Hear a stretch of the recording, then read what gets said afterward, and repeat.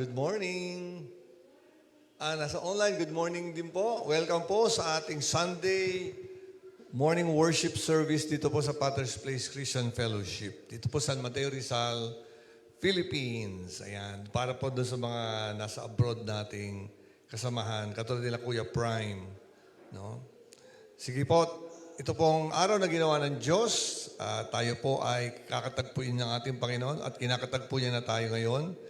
Kaya tayo po magpupuri, magpapasalamat sapagkat ito ang araw na Kanyang specially made for us so that He can talk to us, meet us, encourage us, and give us His wisdom through the studying of His Word. No? So, binabati natin yung mag-birthday sa 27. No? Si Jen De Leon, birthday niya sa 27. Wala pa sila rito ngayon eh. Para sa probinsya sila ngayon, no? Kaya kung kayo man ay naka-online, happy birthday, Jen. At patuloy po nating ipag-pray yung ating magiging meeting next week, no? Sa business meeting ng church. At ang ating pong mag-uusapan ay yung buong taon, no? Na ating tatakbuhin sa 2026. Okay? Hindi ko na po masyadong papahabaan. Tatawagin ko po ang ating MC for today, ang aking dating girlfriend, si Teacher Laida Amoroso. Thank you, sweetheart. So magandang umaga po sa ating lahat, pati po sa online. Sabi po sa Bible, napakaganda, di ba? I was glad when they said unto me, let us go into the house of the Lord. Kamusta po yung ating mga nararamdaman? Better feels po ba? Okay, so at this point po, tinatawagan po natin si Sister Edel para po sa reading of scriptures.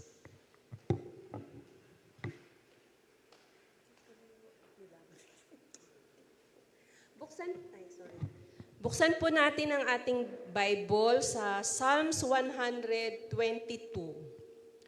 Ako ay nagalak nang sabihin nila, pumunta na tayo sa bahay ni Yahweh. Sama-sama kami matapos sapitin ang pintuang lungsod nitong Jerusalem. Itong Jerusalem ay napakaganda, matatag at maayos na lungsod siya.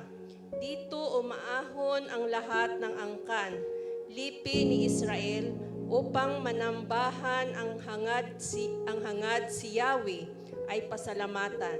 Pagkat ito'y utos na dapat gampanan, doon din naroon ang mga hukuman at trono ng haring hahatol sa tanan. Ang kapayapaan nitong Jerusalem, sikaping kay Yahweh ito'y idalangin. Ang nangmamahal sa iyo'y pagpalain. Pumayapa nawa ang banal na bayan at ang palasyo mo ay maging tiwasay. Alang-alang sa kasama at pamilya ko, sa iyo, Jerusalem, ang sabi ko'y ito'y ang kapayapa ay laging sumaiyo, dahilan sa bahay ni Yahweh ating Diyos. Ang aking dalangin, umuunlad kang lubos. Yan po ang salita ng ating Panginoon. Salamat po sa salita ng Panginoon. At ngayon naman po ang opening prayer mula po kay Pastor Dick De Pedro. Tayo po ay mananalangin. Aming banal na makapangyarihan sa lahat. Kami po ay nagpapasalamat, nagpupuri sa araw ng linggong ito, Panginoon, na kung saan tinitipon mo muli kami, Panginoon, upang ang iyong banal na salita ay aming mapakinggan, aming mapag-aralan, at aming maisabuhay. Pasasalamat at papuri sa kadakilaan mo sa aming buhay, lalo na po, Panginoon, sa aming pastor na gagamitin mo, Lord, upang maging daluyan ang pagpapala ng iyong banal na salita. Patuloy namin dalangin, Lord, ang iyong anointing sa kanyang buong magmula ulo hanggang talampakan, Panginoon. Patuloy kang maghari, ikaw patuloy kang manguna at mailagay, Panginoon, sa harapan, O God. Lagay mo patuloy si Pastor Menard, Lord, sa inyong makapangyarihan, proteksyon, Panginoon. Pinupuri ka namin, Lord, sa lahat ng mga gawain itong Panginoon aming gaganapin dito sa PPCF Church.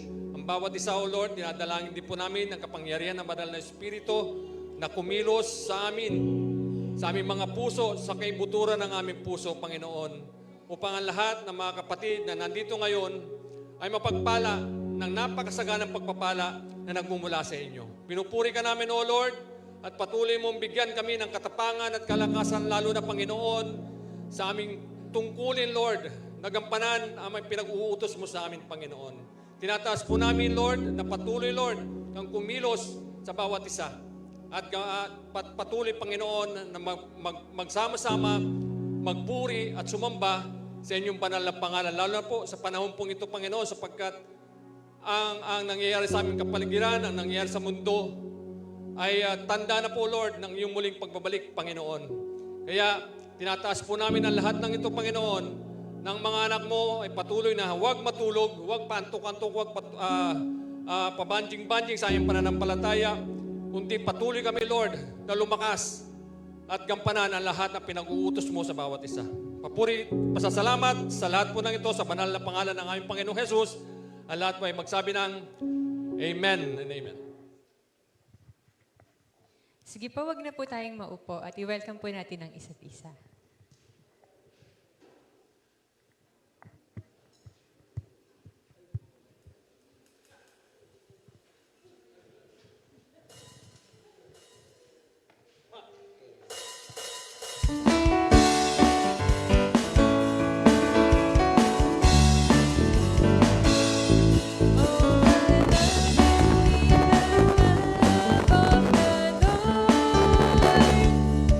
Yes, I love you with the love of the Lord.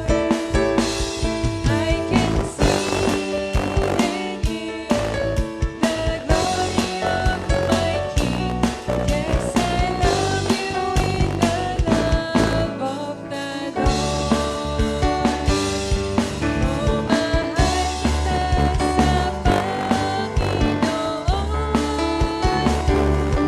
Oh, mahal kita sa Panginoon.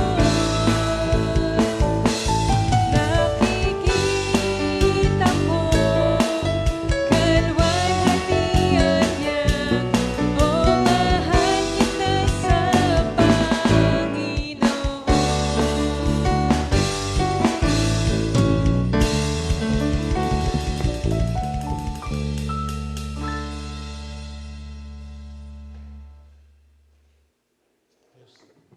Sige po, araw-araw po may ginagawa ang Panginoon sa buhay natin. Araw-araw mayroong mga nangyayaring gusto natin, type natin, pero may mga pangyayari din po hindi natin maiwasan at talaga rin pong nangyayari. In all this po, through good and bad times, dapat po tayo ay nakahanda na lahat ilagay po sa harapan or sa paanan ng ating Panginoon. Sige po, sino ang gustong magsimula sa pagbibigay po ng patotoo? Ayan, nakatayo na si Sister LV. Para po sa mga online, ang kanya pong husband, si Brother Isidro po, ay kinuha po ng Panginoon last week. Good morning po sa lahat. Purihin po ang Panginoon at buong puso po kaming nagpapasalamat sa Kanya, sa Kanyang mga kabutihan. At i-share ko po yung nangyari po sa asawa ko. Nung January 10, birthday po namin ng anak ko, yung pangalawa ko pong anak. At yung panganay ko pong anak na lalaki, January 9. So, 3 po kaming nagse-celebrate ng birthday ng January. Sobrang saya po namin yun. Ang saya-saya po talaga namin. Lahat po nandun, mga apo ko, lahat po manugang ko, lahat ng anak ko. So, nagtataka po ako yung asawa ko, hindi po nagagalit. Dati ayaw po yun ng maingay. So, ang saya-saya po talaga namin, hindi po siya naggalit ka. Purihin po ang Panginoon dahil nung time na yun, sabi ko pa, ang bait ng asawa ko. Dati po, ano yan, lahat ng hindi pwede yan. Huwag maingay, ganon. Pero taka po kami nung January 10 po. Yun nga po, nag-celebrate po kami ng birthday, napakasaya po namin. Sobrang saya. Tapos nung January 11, linggo po yun, iginala po kami ng mga anak namin sa Okada. Tapos, yun nga po, tapos nag-check-in po kami sa, doon po doon sa, hotel po yun. Sa condo. Ang saya-saya po namin kasi, yung nag-swimming po kami doon, tapos naggala po kami, kumain po kami ng, pinakain kami ng anak namin ng masasarap. Kaya ang saya-saya po namin ng Saturday, Sunday, Monday. So umuwi po kami Monday ng gabi. So nagpahinga lang po kami ng Tuesday. Ang bilis-bilis po talaga. Bali, Miyerkules po ng gabi, yun po, ang saya-saya po namin talaga, yun ang araw yun. Saturday, Sunday, Monday, Tuesday. Hanggang Miyerkules. Ayun po, ang bilis-bilis po talaga ng pangyayari. Bakit po? O hindi naman po siya, may masakit siya. Wala po namang masakit sa kanya. Bakit? Sabi nga po namin, bakit gano'n biglang nag-CR lang. Magkatabi lang po kaming nahihiga eh.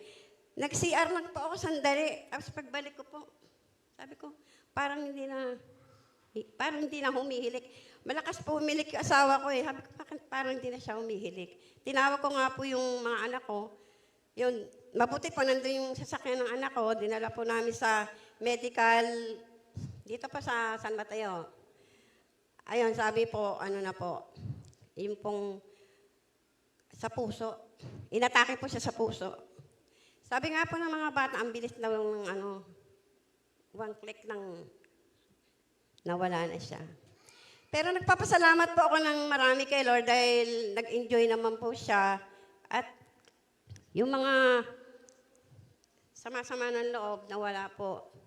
Parang pinatawad niya. Nagulat nga po yung anak ko, kinausap niya tsaka yung manugang ko na isa. Parang winelcome niya. Kaya nagpapasalamat po kay Lord dahil bago siya nawala, talaga pong masaya po siya. Kaya alam ko na kay Lord siya napunta. Yun nga po, panay po ang niya sa akin. Nagtataka po ako ng time nila. Lagi po siyang nakayakap sa akin. Tanong ng tanong kung mahal mo ba ako? Tapos sabi ko, hindi nga eh. Sabi niya, pakipot ka talaga, sabi sa akin. Kaya nagpapasalamat po ako ng marami kay Lord at maging sa buong kapatiran ng PPCF, nagpapasalamat po kami sa tulong po ninyo, lalo-lalo na po kay Pastor Menard at kay Teacher Laida na nagbigay po ng panahon at oras para po sa, nung nakaburol po yung asawa ko, pinag-pray po ni Pastor Menard yung asawa ko. Hanggang po doon sa huling libingan po, ay pinag-pray din po ni Pastor Menard. Pastor, maraming salamat po at kay Teacher Laida. Maraming salamat. Pagpalain po kayo ni Lord ang inyong kalakasan. Nagpapasalamat po ako ng marami kay Lord dahil napakalaki po ng gastos pero alam ko si Lord ang nag-provide ng lahat ng aming pinansyal. Kaya purihin po ang Panginoon at masaya po naman kaming, masaya po kami dahil yung asawa ko nga po ay kahit po sa ilang araw po ay pinakita po niya yung kanyang pagmamahal po sa kanyang mga apo, sa anak at maging sa, lalo na po sa akin, lagi po niya sinasabi na mahal daw po niya ako. Sabi ko nga po, mahal ang bilihin. Lagi po niya sinasabi, sabi niya, nung birthday ko nga po, madaling araw niya, happy birthday, mahal. Sabi ko, mahal ang bigas. Tapos sabi niya gano'n, mahal mo ba ako? Sabi ko, hindi nga. Sabi nga niya, masyado raw ako pakipot. Kaya nagpapasalamat po ako kay Lord dahil kahit nga po anong ginagawa ko sa asawa ko, pinabatukan ko, never po akong sinaktan yan. Hindi po ako sinasaktan yan. At nagagalit po yung mga bata sa akin dahil pinagsasalitaan ko rin po ng masakit.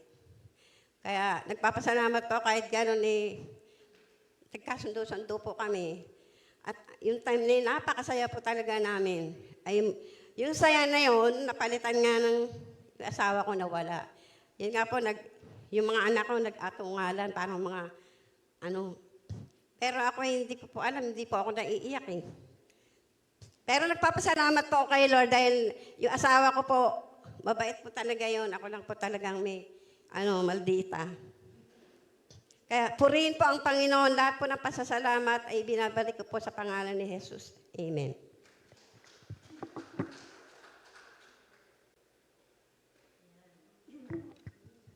Siguro ho ang lesson para sa mga mag-asawa, patuloy tayo nagsasabi po ng I love you, mahal kita. At pagka naman ho, hindi po pwede, kunyari abroad, the same pa rin. At ipakita, no? Naalala ko isang anak niya, hindi raw niya nasabi kay papa niya na I love you nung burol. So, yung lesson ho ito sa ating lahat, no? Na talagang ipadama, ipakita po at sabihin na mahal po natin ang ating mga husbands, mga wives, at mga anak. Yan. No? So, ang maganda pong balita ay si Brother Isidro po, alam natin, ay nasa Panginoon na. So, tayo pong lahat ay magsitayo. Yan. Para po sa ating praise and worship.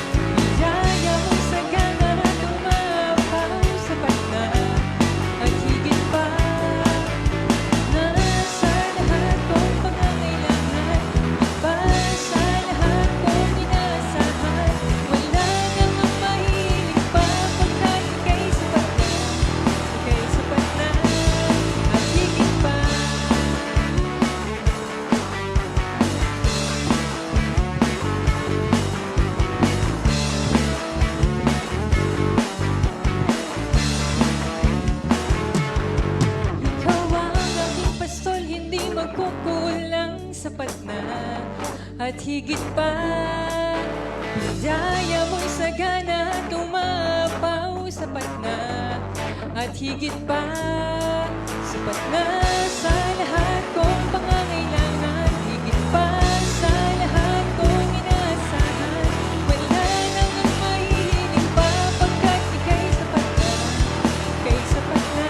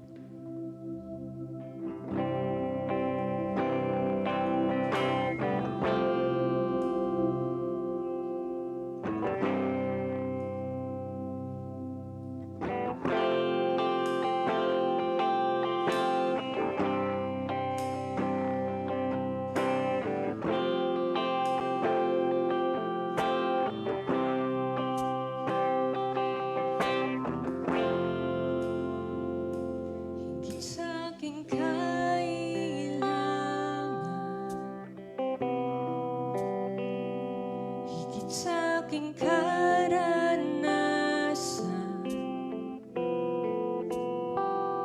higit sa aking isipin, ay kaya mong gawin. Higit sa aking kalakasan,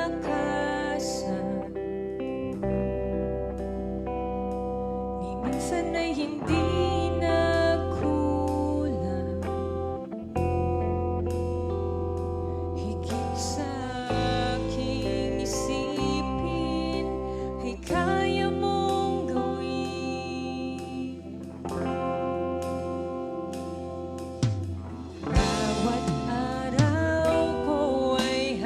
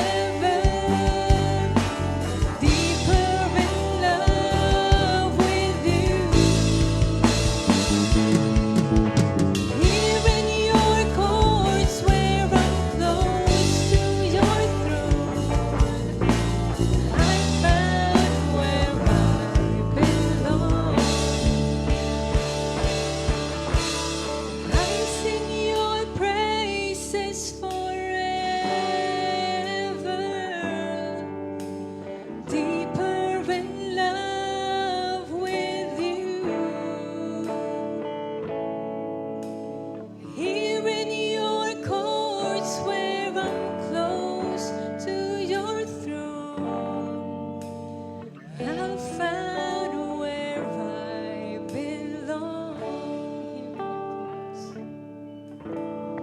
Here in your courts where I'm close to your throne, I've found where I belong.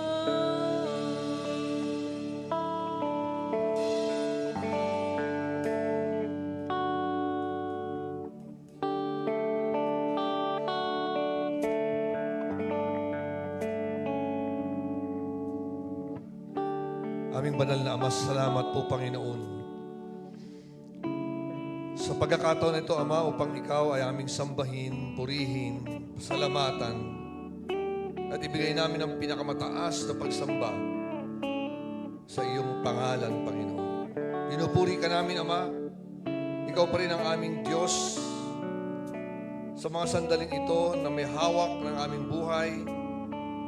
Salamat po, Panginoon, sa kalakasang pinagkaloob mo sa amin upang kami makapunta sa iyong simbahan, Panginoon. At kami po, Panginoon, narito sa iyong harapan ngayon, Lord God. Bukas ang aming puso, bukas ang aming kaisipan. Turuan mo kami, Ama. At ibigay mo sa amin, Panginoon, ang sariwang salita mo, Lord God, upang magamit namin ang iyong salita, maging gabay namin, Panginoon, sa aming pang-araw-araw na paglakad sa buhay na ito, Panginoon. Sa kalagitnaan, Lord, ng kaguluhan, Ikaw ang aming kapayapaan. Sa kalagitnaan, Panginoon, ng mga problema sa aming paligid, Ikaw, Panginoon, ang solusyon sa lahat ng aming suliranin. Kaya, Lord, kinukubit namin sa iyo mga natitirang oras, Panginoon, ng aming panambahan sa linggong ito. At nais namin, Panginoon, isuko ang aming mga buhay sa iyo, ang aming puso, Panginoon. Sakupin mo, Lord God, ang buo na yung pagkatao. At hayaan mo, Lord God, na kami maging kawangis mo, Lord, habang kami, Panginoon, ay dumaranas, Lord God, ng iba't ibang karanasan na alam namin na magpapalago, Panginoon, sa aming mga spiritual lives. At we thank you, Father, for giving us once again this Sunday morning so that we can learn and study from you. And we also praise you, Father God, and thank you, Lord, sa mga nasa online na kasama namin nakikinig ngayon. Pagpalain mo rin sila, Panginoon, ng iyong salita habang pinagpapala mo kami, Lord God, sa loob ng iglesia ito, Panginoon. At naniniwala kami, Lord God, ng iyong salita ay makapangyarihan. Ang iyong salita, Panginoon, na magbibigay ng liwanag at ningning sa landasing aming tinatahak. Salamat po. Lahat ng ito, Ama, dalangin namin sa makapangyarihang pangalan ng aming Panginoong Jesus. Lahat po magsabi ng Amen and Amen. Amen. Pwede ba tayo maupo? Ayan. So, binabati rin natin yung nasa online. At tuloy natin pag-pray yung si Mami Lali, yung mami ng mga Milyoras, at mami ni Doktora, at mami rin ni Chris. Humingi sila ng prayer request. Tuloy natin silang ipanalangin. Alam niyo po, noong pandemic, I had an encounter with the Lord. Sa totoo po. Na COVID ako 14 days po akong na-isolate. And doon sa isolation, I had an encounter with the Lord. At doon marami siyang nireveal sa akin na kailangan gawin upang ang kanyang kaharian sa lupang ito ay umayos. At inuna niya ako bilang pastor ng church, sa akin niya unang nireveal ang dapat gawin. So, marami po akong pagkakamaling nagawa sa church at ito po ay inamin ko sa Panginoon. Hiningi ko ng tawad.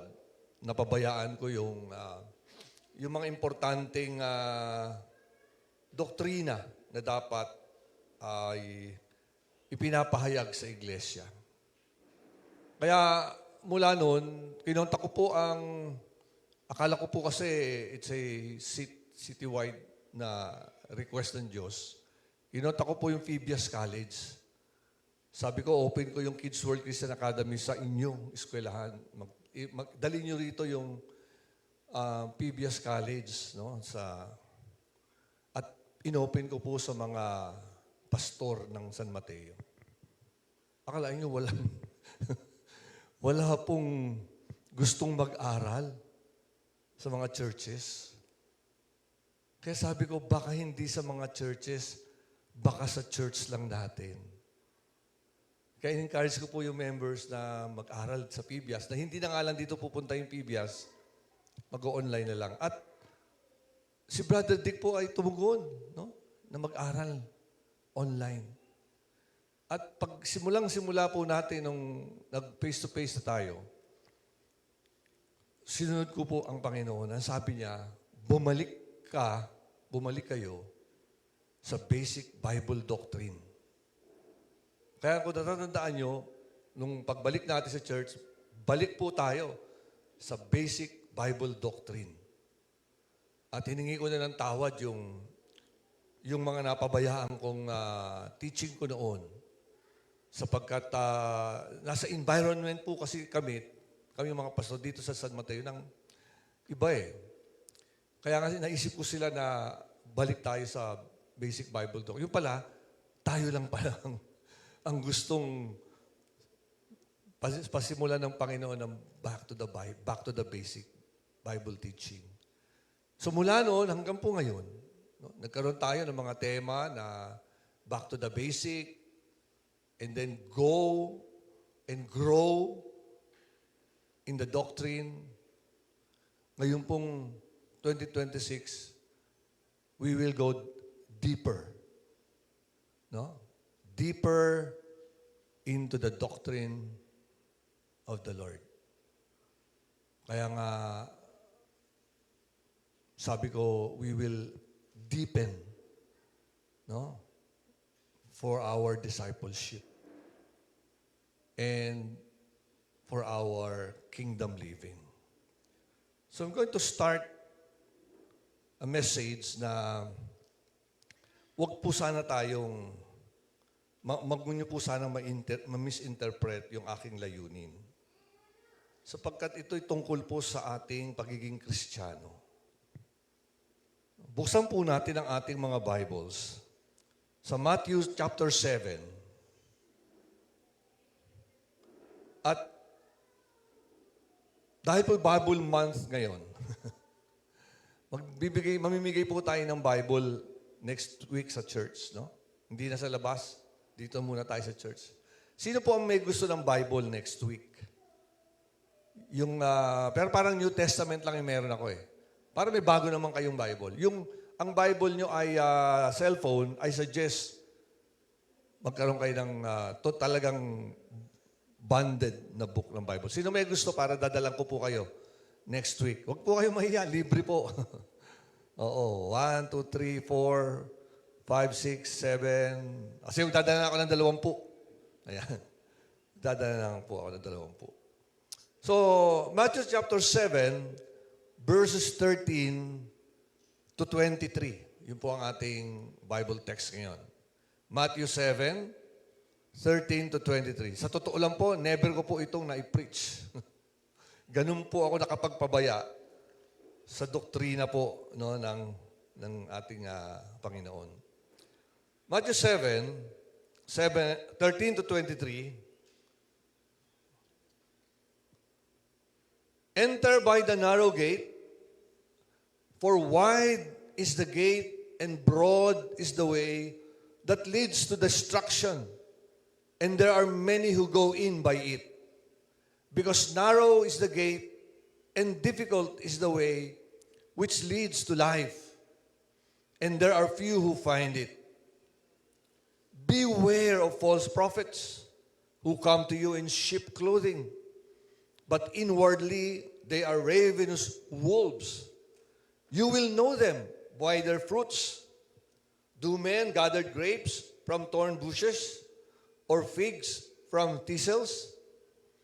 Even so, every good tree bears good fruit, but a bad tree bears bad fruit. A good tree cannot bear bad fruit, nor can a bad tree bear good fruit. every tree that does not bear good fruit is cut down and thrown into the fire. Therefore, by their fruits, you will know them. Verse 21, not everyone who says to me, Lord, Lord, shall enter the kingdom of heaven, but he who does the will of my Father in heaven. Many will say to me in that day, Lord, Lord, have we not prophesied in your name, cast out demons in your name, and done many wonders in your name? And then I will declare to them, I never knew you.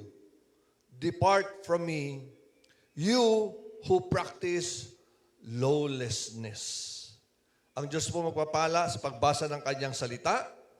At ang salita ng God's Word is a lamp unto our feet and a light unto our path. Ito isang pangungusap ng ating Panginoong Jesus. Sa unang basa, no, sa unang basa mo, parang ordinaryong pangungusap lang ni Lord. Pakihinaan nyo nga yung pakihinaan nga yung game na yon. At hindi ito talinhaga. Hindi talinhaga. It is a warning spoken by the Son of God na nakapaloob dito ang eternity. Enter the narrow gate, for wide is the gate, and broad is the way that leads to destruction. And there are many who go by it. Because narrow is the gate, and difficult is the way which leads to life, and those are few who find it. Few. Hindi karamihan. Few. Kakaunti. Ito ang nakakatakot sa kabuuan ng verse na ito. Hindi mga pagano ang kausap ni Jesus Christ dito, would you believe? Hindi mga pagans. Ang mga nakikinig sa Kanya dito ay mga taong relihiyoso, mga disciples niya, mga sumusunod sa Kanya, mga taong naghahangad na maging malapit kay Jesus Christ at makakinig ng Kanyang mga sermon patungkol sa kaharian. Ang narrow gate ay hindi kalayuan sa mga tao. Wala ito sa dulo ng daigdig. Hindi ito mahirap puntahan. Hindi mahirap makita. At katabi din ito yung wide gate, yung wide na daan, yung malapad na daan. Yung makitid na daan ay hindi masyadong attractive. Kaya only few took the road. No? Konti lang ang nagpupunta daw doon sa few. Pero doon sa malaking daan ay multitude. Yung malawak na daan ay very attractive. Sa kadahilan ng maraming tao ang pinipiling dumaan dito. So nilalagpasan nila yung makitid na daan. Subalit ang sabi ng Panginoon, wide is the gate and broad is the way that leads to destruction. And narrow is the gate and difficult is the way which leads to life. So, dinidescribe po ng ating Panginoong Jesus that the broad road are crowded. Daming tao doon. Iba't ibang tao maaari ang nandoon. No? Mga mahirap at mayaman, mga ordinaryong tao o extraordinaryong tao, mga magsasaka, mga mamumuhunan, no? mga professional, iba't iba, crowded. Maraming taong pumupunta sa mas malapad na daan. Yun ang malungkot. Meron din doon sa broad road na ito, mga taong akala nila ang daan na yon ay patungo sa buhay na walang hanggan. Remember kung sinong kausap ng Panginoon dito, no? Sapagkat nandito rin yung maraming religious people. Nandiyan din sa wide and broad road. No? Nandiyan sila, mga religious people na nalaman ng katotohanan, pero hindi sila binago ng katotohanan. Mga taong nakarinig ng preaching at teaching ng Word of God, but they remain unconverted. Ito yung malawak na daan na kung saan may mga tao doon na palaging nagsisimba, pero nanatili silang patay dahil sa kasalanan. Alipin pa din ng kasalanan. May sinabi po sa Luke, chapter 34, strive to enter, no? Through the narrow gate. You strive. For many, I say to you, will seek to enter and will not be able. So, many will seek. Many will try. Marami ang susubok makapasok sa pamamagitan ng paraan, sa paraan siguro marahil sa paraan ng relihiyon, pero hindi sila makakapasok. Bakit? Dahil susubukan nilang pumasok dito sa makitid na daan sa pamamagitan ng kanilang gawa. Mabuting gawa. No? Kahit mabuting gawa, tulad ng pagsisimba, umawit kay Lord, pagtulong sa kapwa, pagbibigay sa church, pagiging active sa ministry, at marami pang iba. Subalit ang tanging paraan para matagpuan at makapasok sa makitid na daan ay sa pamamagitan ng pagsuko ng iyong buhay kay Kristo. Iyon ang mahirap. Yung isuko mo talaga yung iyong buhay. Alam niyo kung bakit malawak ang pagbukas ng daan tungo sa kapahamakan? Para makapasok ang mga tao ng may napakalaking sarili.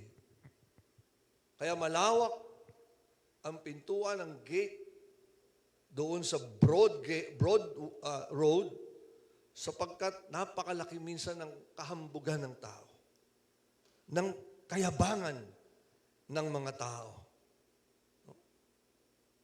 Ito yung mga taong self-made, ika nga. Yung walang kailangan na tulong, lalo na tulong sa Panginoon. Sila yung mga self-made. And they worship themselves. Ito yung mga taong kinikilala si Kristo, kilala nila si Kristo, pero ayaw namang sumuko at magpasakop kay Kristo.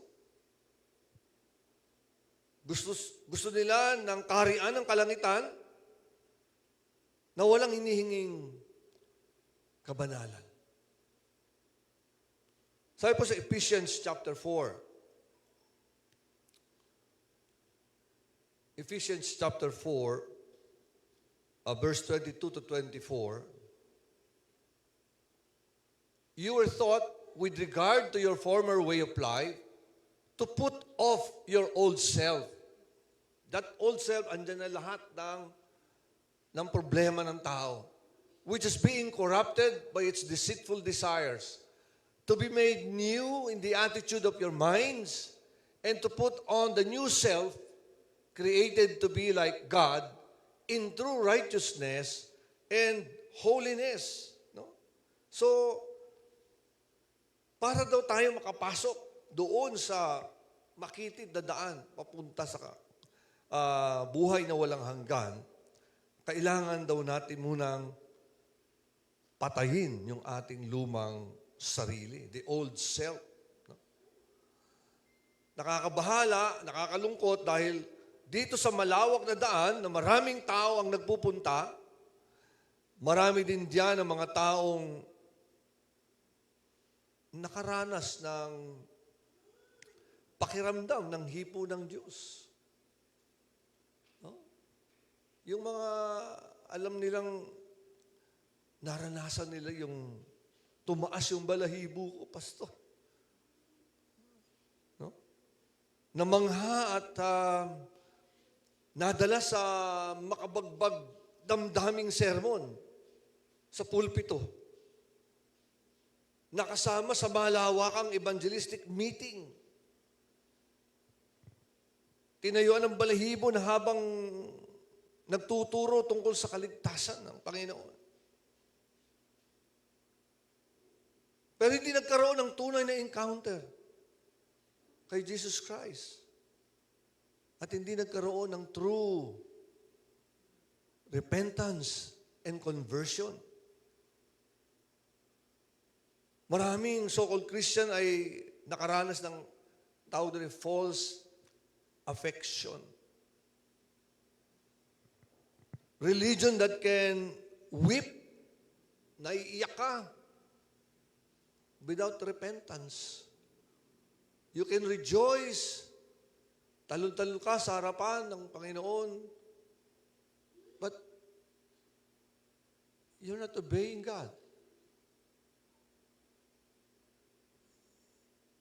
Nangangatog yung iba, nanginginig. Pero hindi sumusurrender sa Panginoon. Yung makitid na daan ay hindi makitid dahil ayaw lang ng Panginoon na papasukin ng tao. Hindi po yun ang dahilan ng Panginoon. Ang daan na ito ay makitid para sa mga taong hindi magkasya. Ang malaking pride ng mga taong ayaw isuko ang sarili sa ating Panginoong Hesus. Yung mga secret sins natin, yung hindi yan lalagpas doon sa makitid na gate. Your love for the world cannot pass through that gate, that narrow gate. The narrow gate is narrow dahil ang gatekeeper dito ay si Jesus Christ. Sabi po sa John 10, no? John chapter 10. If anyone enters, I am the door. Whoever enters through me will be saved. They will come in and go out and find pasture. Parang sinasabi rito no ID, no entry. Ito yung nakakatakot, no? Na parte. Ito, maraming tao na hindi naman nire-reject si Jesus Christ. Hindi nire-reject si Jesus Christ. Ina-adjust lang nila yung kanilang buhay kay Kristo.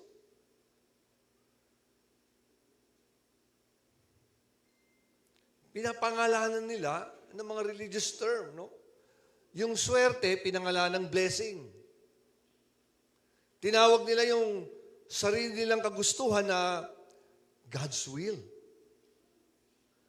Yung sumusunod sa utos ng Panginoon, ang tawag sa kanila ay legalist.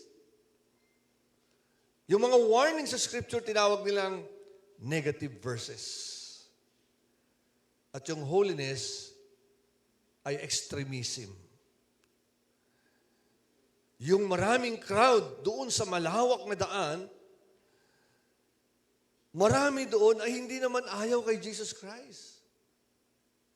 Or galit kay Jesus Christ. They just simply refuse Jesus, who commands them to putulin yung kasalanan and follow Him.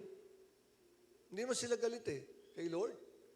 Hindi lang nila masunod ang Panginoon. Kasi ang gusto nilang Jesus ay yung magbibigay sa kanila ng masarap na pakiramdam. Si Jesus na nagbibigay ng mga material blessings. Gusto nila ng Jesus, yung pwede nilang tawagin Jesse. Nakamita ba kayo ng mga Kristiyanong ang tawag kay Jesus kasi Jesse? Yung ituring nilang kaibigan at pwede nilang ilagay sa kanilang schedule at pwede din tanggalin kung kinakailangan. Ayaw nila yung Jesus Christ, yung Lord and Savior. Yung nagsabi na, I will never leave you nor forsake you. Now come, follow me. Take up your cross and follow me. Ang daang makitid ay mas makitid pa sa ating pagkakaalam dahil ang pwede lang makapasok dito ay hindi yung mga taong nag-i-improve ang buhay nila dahil sa Diyos, kung hindi napilitan yung kanilang sarili dahil naranasan nila yung bagong kapanganakan sa Espiritu. Nagkaroon ng born-again experience. Ang sabi nga, unless one is born again, he cannot see the kingdom of God. Unless one is born of water and the Spirit, he cannot enter the kingdom of God. That which is born of the flesh is flesh. And that which is born of the Spirit is Spirit. Yun ang requirement ng Panginoon. Patayin mo yung lumang sarili mo and be born again.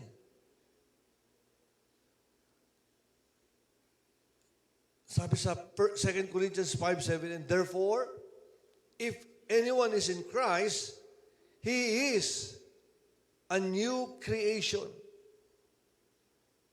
Hindi lang siya nagbago. Bagong siyang nilalang. Hindi lang nag-improve ang kanyang buhay. Bago na siyang nilalang. The old has gone, the new has come. If you're a true born-again believer, hindi ka lang mag-i-improve. Bago ka na. Hindi na ikaw. Hindi na si Maynard na dati.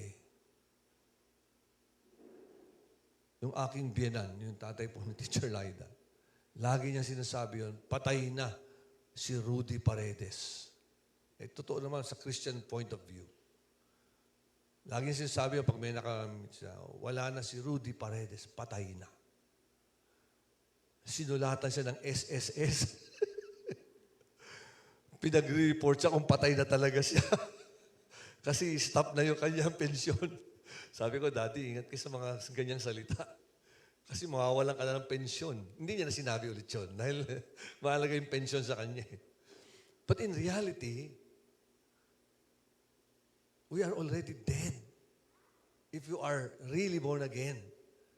We are a new creation. Bago na tayong nilalang. The old has gone, the new has come. Yung narrow gate is narrower than you think because it requires a new heart. Bagong puso, bagong pagkatao, bagong puso. It requires regeneration. Na-regenerate ka ulit. It requires that God it requires that God break your love affair with sin. Nagkakasala pa rin tayo, pero hindi na tayo nag-i-enjoy doon. At Palitan ito ng pagnanasang mabuhay ka ng may kabanalan. Itong Matthew chapter 7, ay hindi lang ito tungkol sa ating mga behavior. Hindi po. Kaya ako sinabing new creation. Sapagkat, kung titingnan natin yung Matthew 7:15 to 19, sabi ko nga, ano kaya ang relationship nito doon sa first part ng ating pag-aaral? Nung pinag-aaralan ko maigi, sabi nito, beware of false prophets who come to you in sheep's clothing, but inwardly are ravenous wolves. You will recognize them by their fruits. Are grapes gathered from thorn bushes or figs from thistles? So every healthy tree bears good fruit, but the diseased tree bears bad fruit. A healthy tree cannot bear bad fruit, nor can a diseased tree bear good fruit. Every tree that does not bear good fruit is cut down and thrown. Ito na po. Thus you will recognize them by their fruits.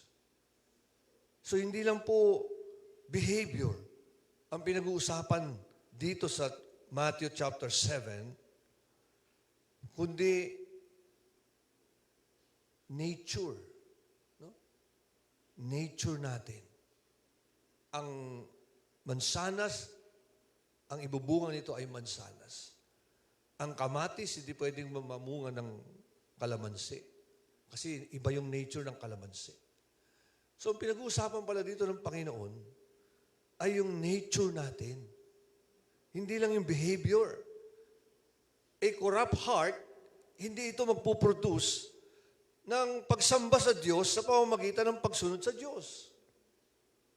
Kaya nga, ang warning ng ating Panginoon ay nakakaalarma. Dahil pinapasinungalingan nito na porket malapit ka sa Diyos, ay nabibilang ka na sa anak ng Diyos. It's all about nature. Malapit ka sa Diyos, so anak ka na ng Diyos. Para ba sinabing nung malapit na ako sa doktor, doktor na rin ako.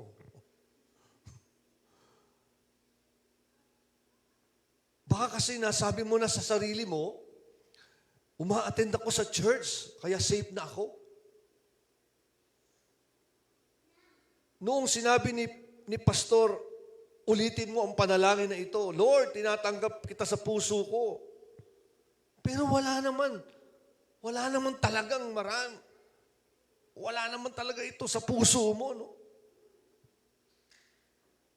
Kaya minsan sabi ko, parang mas maraming dinala yung prayer of salvation na yan sa langit. Pero parang mas maraming dinala sa impyerno ito. Kasi nung sinabi mo yan, Kristiyano na ako. No? Hindi mo alam. Wala yung nature sa'yo ng Kristiyano. Nabanggit mo lang yun. Kaya mag-iingat ka. Ako, nag-iingat na po ako sa ganyan eh. Yung ulitin mo ito Panginoon. Kasi it brings false hope doon sa tao na hindi naman talaga nagsisi sa kanyang kasalanan. Hindi naman talaga kinilala si Kristo na bilang Panginoon tagapagligtas. Kaya pagdating niya sa taas, sabihin ng Panginoon sa kanya, I never knew you. Hindi kita kilala. So yung makitid na daan at malawak na daan ay magkatabi lang. Baka naman lumapit ka lang sa makitid na daan at muntik mo na lang tinahak. Nagmuntikan ka lang lumakad sa loob sa makitid na daan. Kaya lang, sa totoo, ang pinuntahan mo yung malawak na daan. Siguro nasabi mo sa sarili mo, alam na alam ko ang Bible. Ang dami ko ang memorize sa verses. Therefore, I am safe. Pero sa impyerno, marami po doon na nagbabasa rin at nagme-memorize ng mga verses. Si Satan nga, sabi ng Scripture, he knows the Scripture and he trembles. No? Babasa ng Bible, pero wala naman tunay at genuine love for Jesus Christ. No? So perhaps nasabi mo sa sarili mo, Nagkaroon ako ng experience sa mga miracle crusade. Kaya alam ko safe na ako. Maraming tao kasing nakaranas ng mga emotional, religious experiences. Pero hindi talaga naranasan ang totoong kalagayan niya sa harap ng Diyos. Isang makasalanan na nangangailangan ng habag ng Diyos para sa kanyang kaligtasan. Just religious emotion and never tasted true grace. Siguro sinasabi mo sa sarili mo na naglilingkod naman ako kay Lord kaya I'm safe. Teka, tingnan natin muna yung Matthew 7:21 to 23. Sino ba ang tinutukoy ni Lord dito? Basahin natin, no? Not everyone who says to me, Lord, Lord, shall enter the kingdom of heaven, but he who does the will of my Father in heaven. Many. Sabi nyo nga, many. Many will say to me in that day, Lord, Lord, have we not prophesied in your name, cast out demons in your name, and done many wonder in your name? And then I will declare to them, I never knew you. Depart from me, you who practice lawlessness. Sino ang tinutukoy ni Lord dito?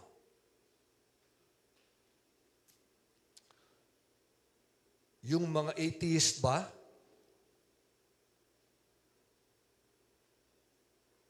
Yung mga Muslim ba?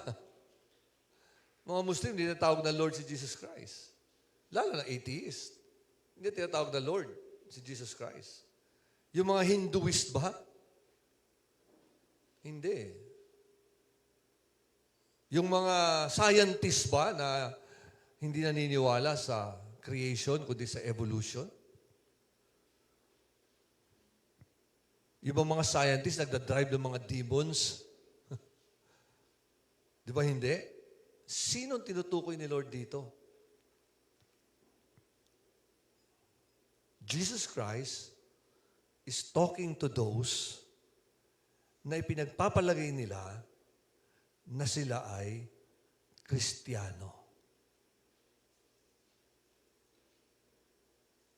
Yung mga atheist, pag nadinig yung mga katagang, I never knew you, no? They will just bow their heads and gnash their teeth. No? Pag sinabi sa kanila ng Panginoon, yung mga atheist, yung walang Diyos, I never knew you, tanggap nila yun. Pero magnanas sila ng teeth, magagalit sila. Pero hindi ganito nangyari dito eh. Tingnan nyo yung response ng mga nag-akalang mga Kristiyano sila. Gusto nilang makipag-argue. Gusto nilang makipag-debate sa Panginoon. Sabi na, Lord, Lord, have we not prophesied in your name? Ipag-argue sila. Sina-challenge sila ang Panginoon. Did we not prophesy in your name? In your name, we drive out demons and perform many miracles. Nakita niyo yun, no? Ang hirap pala maging Kristiyano. Pagdating sa taas, makikipag-debate ka sa Diyos. Ito yung mga ginawa ko, Lord, para sa iyong kaharian. Ito yung ginawa ko, Lord, para sa aking kaligtasan. Subalit isa lang ang paraan para sa ating kaligtasan. Hindi yung ginawa natin para kay Lord, kundi yung ginawa ni Lord para sa atin at para sa ating kaligtasan. Sa dulo ng panahon, sa Day of Judgment, isang bagay lang ang kikilalanin ni Lord. Ang ating kasuotan. Kasuotan sa harap ng ating Panginoong Hesus. Ano yung kasuotan na yun? His robe of righteousness. Sabi sa Isaiah 61:10, I will greatly rejoice in the Lord. My soul shall be joyful in my God. For He has clothed me with the garments of salvation. He has covered me with the robe of righteousness. Robe of righteousness. Isang biblical metaphor para sa imputed righteousness of Jesus Christ na pinag-aralan natin before. Na kung saan ang mga tunay na mananampalataya ay dinamitan at dinadamitan ang ating kasalanan ng kanyang perfect righteousness. Nung tayo po ay kumilala kay Kristo at ang ginawa niya sa Kalbaryo at tinanggap natin yung kanyang pagpapakamatay para sa ating kasalanan at pinagsisihan natin ang ating mga kasalanan, dinamitan tayo ng Panginoon ng perfect righteousness niya. The robe of righteousness. Ito'y undeserved gift. Hindi natin ito deserving. No? Ito ay undeserved gift of justification and salvation na ibinigay sa atin ni Lord upang makaharap tayo sa isang banal na Diyos. Isang banal at righteous na Diyos. Dahil tayo katanggap-tanggap na sa harapan ng Diyos dahil sa ginawa ni Kristo para sa ating kaligtasan. Kinuha niya yung ating kasalanan, dinamitan niya tayo ng righteousness. Kaya nung humaharap tayo sa Diyos, Ama, ang nakikita ng Diyos sa atin ay yung righteousness ni Jesus Christ. And it's a perfect righteousness. Hindi na yung ating kasalanan. Dinamitan niya tayo. Itong robe of righteousness ay hindi natin pinagtrabahuan at pinag-ipunan. Tinanggap natin ito by faith in Jesus. Work in Calvary, in Jesus' atoning work through the grace of God. Hindi natin ito deserving. Pero dahil sa habag at awa ng Diyos sa atin, pinagkaloob niya sa atin ito. Binigay niya yung kaisa-isa niyang anak para tayo na dapat na mapahamak, we are already judged. Pero dahil ang Diyos ay ang gumawa ng paraan upang tayo ay magkaroon ng kaligtasan, we don't deserve, no? Hindi natin deserving ang habag at awa ng Diyos, pero ito'y pinagkaloob pa rin niya sa atin. Kaya, maraming taong pag umaawit sa Panginoon, umiiyak talaga eh. Pag umiiyak yan, sabi mo, dami sigurong pagkasalanan ito. Okay lang yun. Okay lang yun. Kasi alam niya, no? Ang ginawa ng Diyos sa kanya. So positionally, ang ibig sabihin nito, we are being declared righteous sa harap ng Diyos. No? Si Jesus Christ ang ating tagapamagitan sa harapan ng Diyos Ama. Kaya nga, we are already declared righteous. Positionally. Pastor, nagkakasala pa rin ako. Of course, nagkakasala pa rin tayo. No? Kaya nga, ang huling maliligtas itong ating lupang katawan eh. Kasi nandito yung sabi ni Paul na yung mga bagay na gusto kong gawin, hindi ko magawa. At ang ginagawa ko, yung mga hindi ko dapat gawin. Si Pablo na sumulat ng halos lahat sa New Testament, sabi niya, I am the chief sinner. Nagkakasala pa rin tayo, oo. Pero tandaan nyo, sabi ng Panginoon, sa 1 John 1:9, sino man daw ang lumapit at i-confess yung kanyang kasalanan, God is able to forgive us our sin. And don't forget that the robe of righteousness ay nasa sa atin. So positionally, we are declared righteous sa harap ng Diyos. Practically, ito'y isang panawagan sa mga tunay na mananampalataya na mamuhay in a manner that reflects this new identity. Meron na tayong bagong pagkatao. At ang hamon sa atin, practically, ay ipamuhay natin ito in a manner that reflects this new identity. Itong pagdadamit sa atin ng robe of righteousness ay tinaguri ang the great exchange. No? Sa mga Bible school, yan ang mga tawag dyan. That symbolizes Jesus taking on human sins, ang kasalanan ng tao, at doon sa krus, habang tinatanggap niya yung kaparusahan ng kasalanan, no, ng sanglibutan, noon, ngayon, at sa mga future pang kasalanan, habang tinatanggap niya yung kaparusahan na yun sa krus, no, kaya nga hindi halos siya matingnan ng Diyos Ama eh. Nung siya'y nasa krus ng Kalbaryo, kasi andun lahat yung sin. Kaya sabi niya, Lord, why have you forsaken me? Hindi matingnan ng Diyos yung kasalanan dala-dala niya. At doon, binuhos ang kaparusahan ng kasalanan. Eh, hindi naman talaga pinalusot ng Diyos ang ating kasalanan. Pinarusahan niya ito. Because He's a righteous judge. Pero, binuhos niya yung ang kaparusahan sa kasalanan doon kay Jesus Christ sa krus ng Kalbaryo. At habang siya'y pinaparusahan dahil sa ating kasalanan, at tayo, na kinilala yung ginawa ni Kristo sa krus ng Kalbaryo, tayo dinamitan ng robe of righteousness. Sa sino mang sumampalataya sa ginawa niya sa Kalbaryo.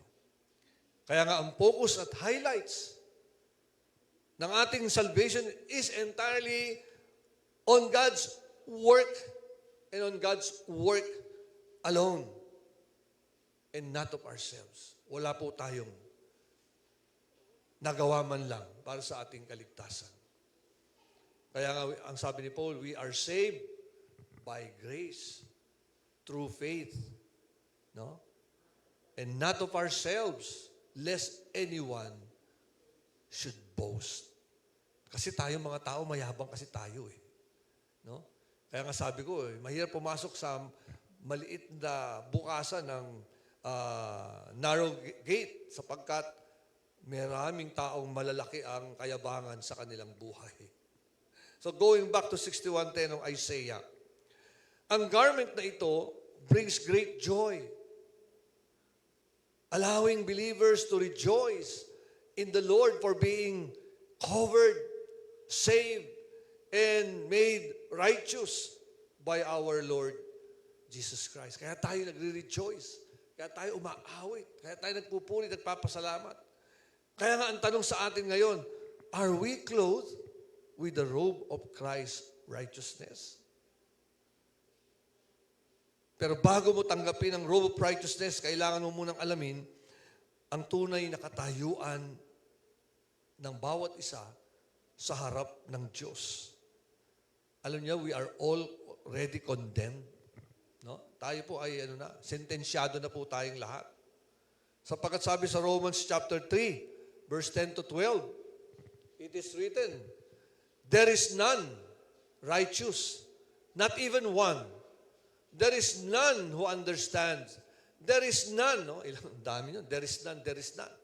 There is none who seeks for God. All have turned aside. Together they have become useless. There is none who does good. There is not even one. Miski sino pong isa sa atin dito, ang hindi pwedeng magsabing ako exempted dyan. Lahat po. Pati si Pope. Opo. Lahat.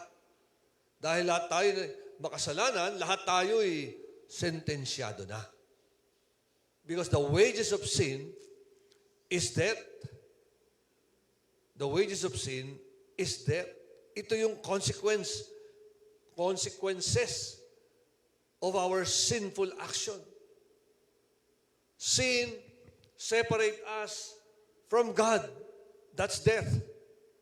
Sin separate us from God na tumutuloy sa physical death and spiritual death. But, ayun ang maganda ron, no? Yung but na yun. No? Sabihin nyo nga, but the gift of God is eternal life in Christ Jesus. In Christ Jesus, our Lord. In Christ. Ando ng eternal life in Christ. Na kay Kristo ka. Ando ng eternal life. While sin earns death, salvation is offered as a free gift through faith. So when we are in Christ, no, we are clothed of His righteousness. Kung tayo ay nakay Kristo, in Him we live, we move, we have our being. No? So, when we are in Christ, tayo ay nadadamitan ng Kanyang righteousness. When we are in Christ, we are accepted in the Beloved. Tanggap tayo ng ating Panginoon. Yun yung sinasabing may relationship tayo sa ating Panginoon. We are accepted in Christ. Na kay Kristo ka. No? Kaya, may sinabi sa Matthew, no? Sa Matthew 7:21, not everyone that said to me, Lord, Lord, shall enter into the kingdom of heaven, but he that does the will of my Father, which is in heaven. So, ano ba yung God's will? God's will is for us to believe that there is only one way to receive eternal life. Yun ang God's will. Na kilalanin mo, tanggapin mo, yung kanyang kaisa-isang anak. No? The only way, the truth, and the life. Kaya nga, ang ultimate question. Pero bakit? Sabi sa John 3:18, whoever believes in Him is not condemned. That's the will of God, to believe in Him. But whoever does not believe is condemned already. Sentensyado na pala lahat talaga tayo because he has not believed in the name of the only Son of God. Ang sabi sa Matthew 7:21, but he that does the will of my Father, which is in heaven, yun daw ang makakapasok sa kaharian. Ano yung will ng Father? Whoever believes in Him is not condemned.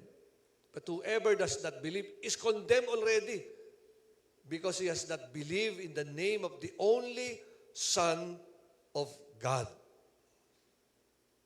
So, the ultimate question now, tinatahak mo ba yung makitid na daan? O tumatayo ka lang sa bungad nito?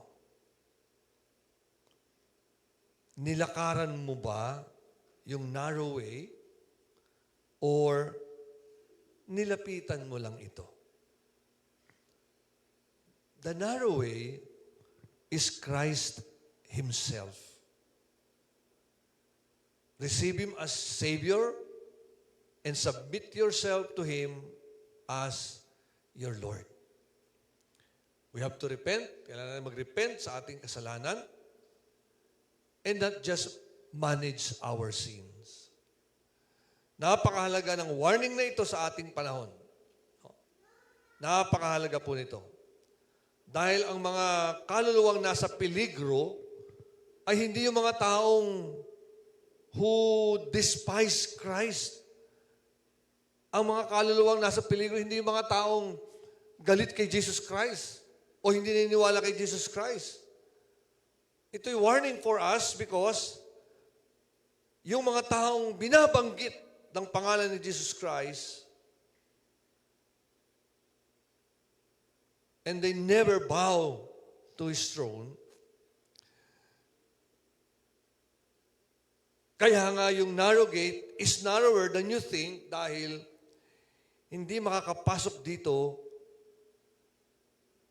ang open rebellion against God. When you say open rebellion, you know God's will, but you do not obey. Ang warning niya ay hindi lamang sa mga taong nasa labas ng simbahan, bagkus, nakatutok nga ang kanyang warning sa deception sa loob ng simbahan. That makes this very threatening warning. Lord, Lord, prophesy, miracles. Saan nyo narinig yan? Mga salitang simbahan na makapagbibigay sa atin ng maling paniniwala sa tayo'y ligtas na.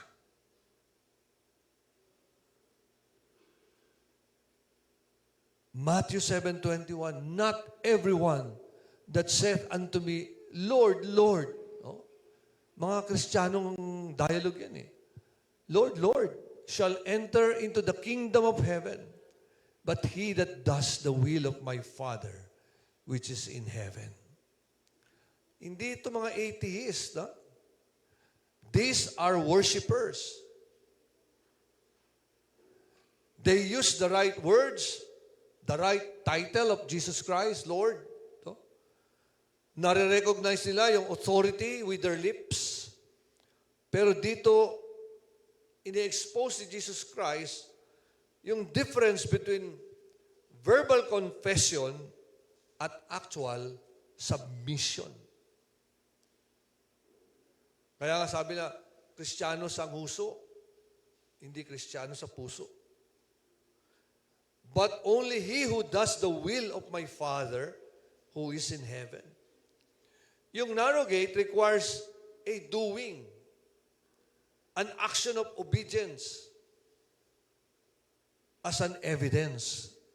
Di ba ang ebidensya nung second part nung pinag-aralan natin ay by their fruits you shall know them. Ang ebidensya, sabi nga ng mga Bisaya, kailangan may ebidensya. So, the narrow gate requires an action, a doing, an action of obedience as an evidence. Ang pagsunod ay hindi ito premyo para makapasok ka sa narrow road. Hindi ito premyo. Ito'y proof that you entered at lumakad ka sa narrow road. Yun yung evidence. Yung malawak na daan, pwede kang magsambit ng mga salitang Lord, Lord eh.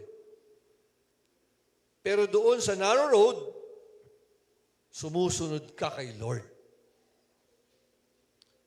Na-intensify pa ang sinabi ng Panginoon sa Matthew 7:22. Ito na. Many will say to me on that day, Lord, Lord, did we not prophesy in your name? Parang ano, and in your name cast out demons? And in your name perform many miracles? Notice the word many. Nakakatakot talaga to. Many. Many religious people will be confident on Judgment Day. They will not come trembling. They will come arguing. Hindi yan nangangatok na lalapit sa Panginoon.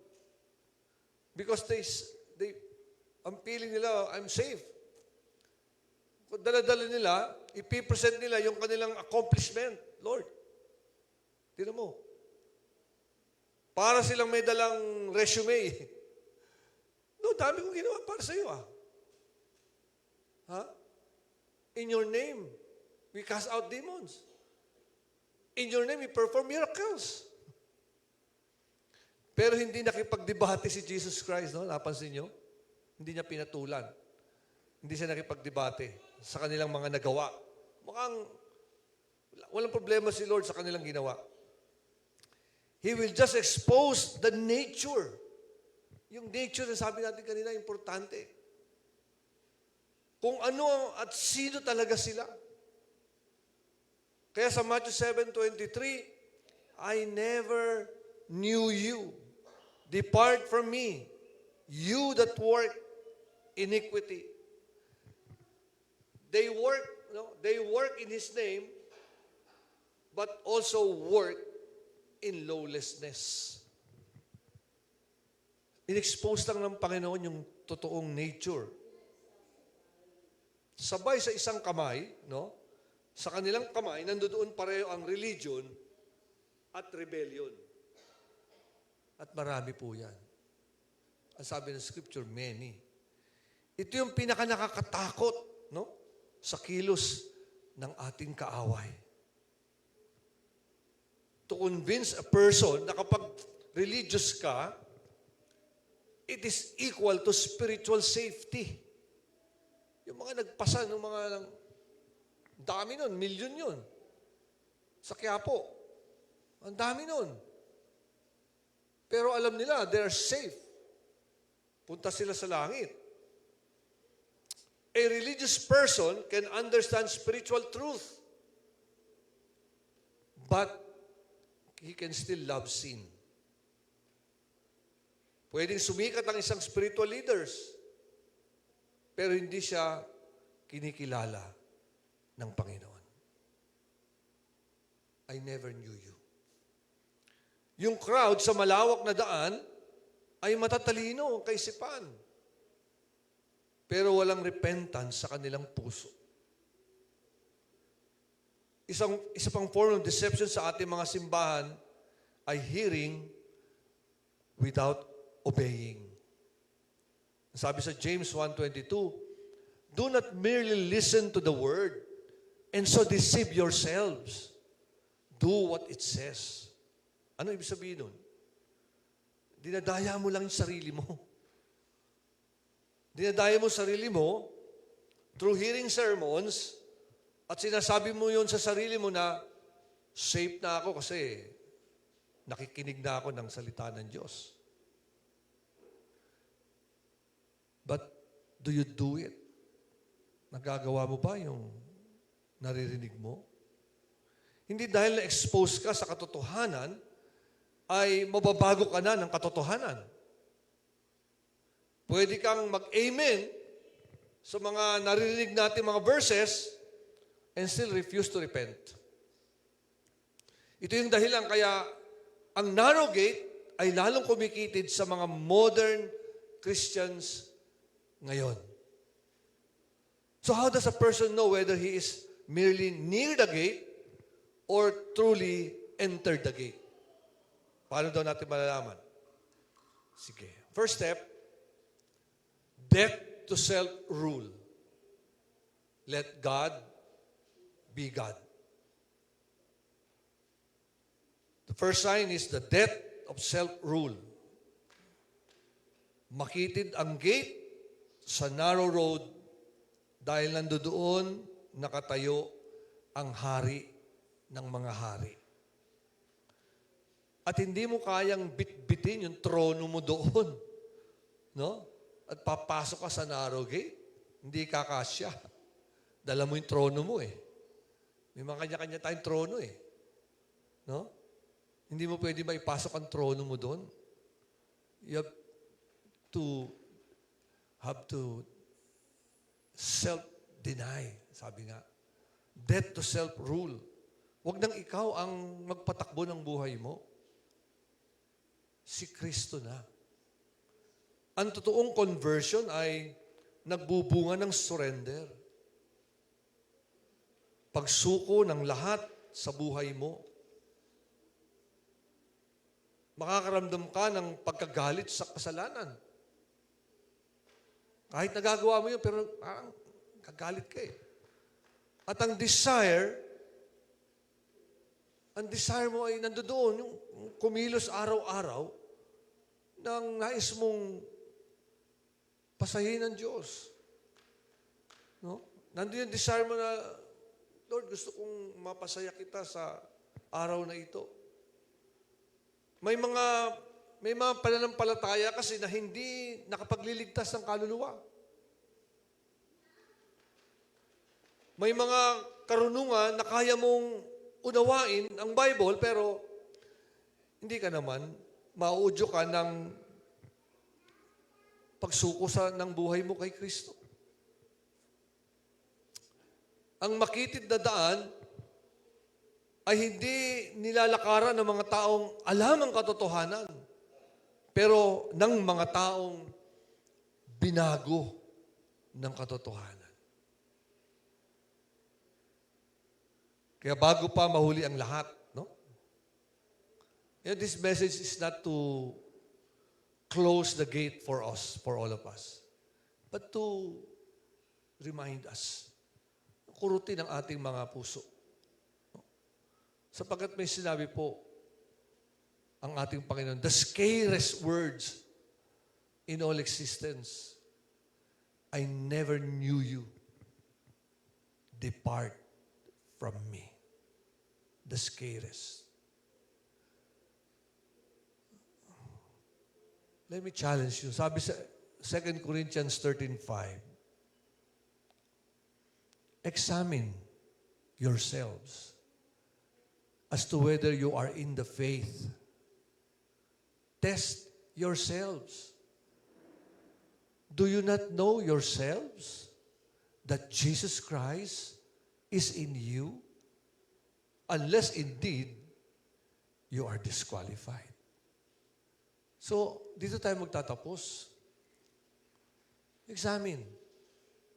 Take a closer look. Tingnan mo, am I just, nandun lang ba ako sa bungad ng narrow road? Yung bang hinihingi para makapasok ka doon ay nasa sa akin? Am I giving my life to the Lord? Am I turning away from sin? Hindi naman sinasabi na maging perfect tayo eh. We still sin. But do we enjoy sinning? Iba yun eh. And if we sin, God is always faithful.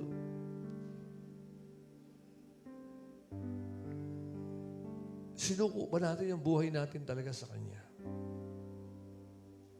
Nagsisimba tayo, nagbabasa ng Bible. Pero ang ultimate question, have you surrendered your life to God? Siya na ba yung driver ng buhay mo? Lahat ba ng iyong ginagawa ay ayon sa Kanyang kagustuhan, hindi sa ayon sa iyong kagustuhan? Examine. Tingnan. Pag-aralan. Evaluated. Halukayin. At tanggapin. Kung may pagkakamali, may pagkakulang. Examine yourself before it's too late. Because time will come. At the end of this time, we will all face God. Are we wearing the righteousness of Christ? The robe of righteousness? Sapagkat pagharap mo sa Panginoon, dapat yun ang suot natin. Paano mo isusuot yun? Kilalanin mo yung pagkakasala. All of us are sinners. And we deserve to die. But because of God's love for us, He gave His only begotten Son Sino man daw ang manampalataya kay Kristo at doon sa ginawa niya sa krus ng Kalbaryo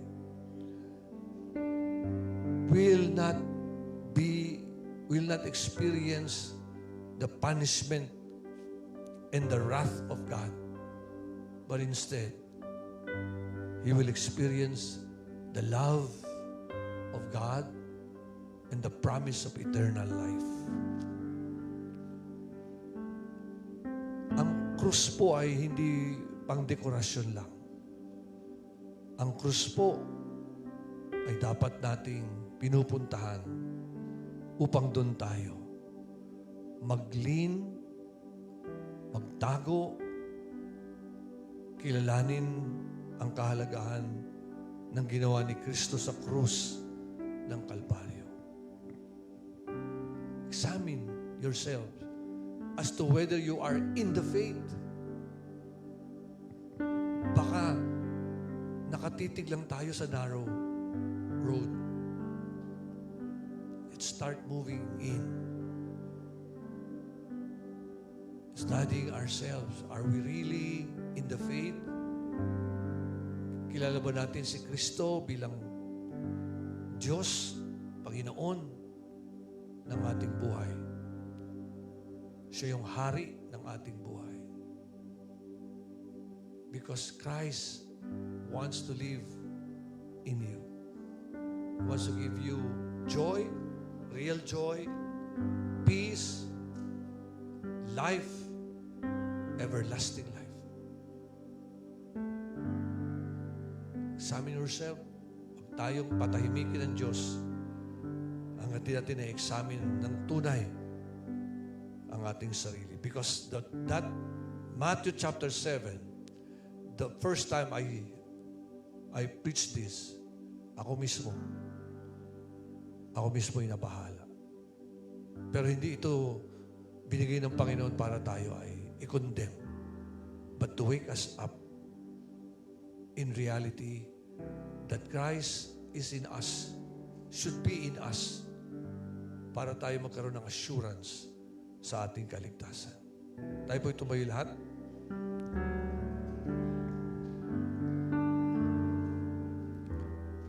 Maraming salamat po, Panginoon, sa mensahe mo sa amin. It's an alarming call for all of us. Because you love us that much. At wala kang nais na sino man ang nakatayo ngayon sa harapan ay mapahamak. Bagkus ang nais mo ay magkaroon kami, Lord God, ng buhay na walang hanggan. Hayaan mo, Panginoon, na kausapin mo kami. Kung kami man ay natatakot, hayaan mong tumakbo kami sa iyo at hindi tumakbo palayo sa iyo. You can use our fear so that we can run to the cross and not away from the cross. Tulungan mo kami, Ama, na as we check ourselves, makita namin, Lord, Ikaw na naninirahan sa buhay namin. At simula sa oras na ito, Lord, tulungan mo kami, Ama, na marinig ang munting tinig mo, Panginoon, ang tinig ng banal na Espiritu sa mga bagay na dapat naming ginagawa. At hindi, Panginoon, yung sarili naming kagustuhan ang masunod. Sapagkat minsan, Lord, pinapayagan mo yung aming kagustuhan. But we suffer consequences. Ang nais namin, Lord, ay mapasaya ka sa aming buhay. At magkaroon kami, Panginoon, ng malaking desire to walk in holiness. Hindi perfection, but in holiness. Salamat po sapagkat binigyan mo kami ng pribilehiyo ngayon na marinig, Panginoon, ang mga warning mong ito bago pa mahuli ang lahat. Dalangin ko, Lord, na huwag mong patahimikin ang bawat sa amin hanggat di ka namin kinikilala bilang aming Diyos, Panginoon, Hari, tagapagligtas ng aming buhay. Pinupuri ka namin, Ama. tinataas ka namin sa aming kalagitnaan. Nawa na ang pagpapala ng Diyos sa pakikinig ng iyong salita ay mapasa aming lahat sa oras na ito. Salamat po. We praise you. We glorify your name. To Him who is able to keep us from falling and to present us faultless before His glorious presence. Be glory, majesty, dominion, and authority, both now and forevermore.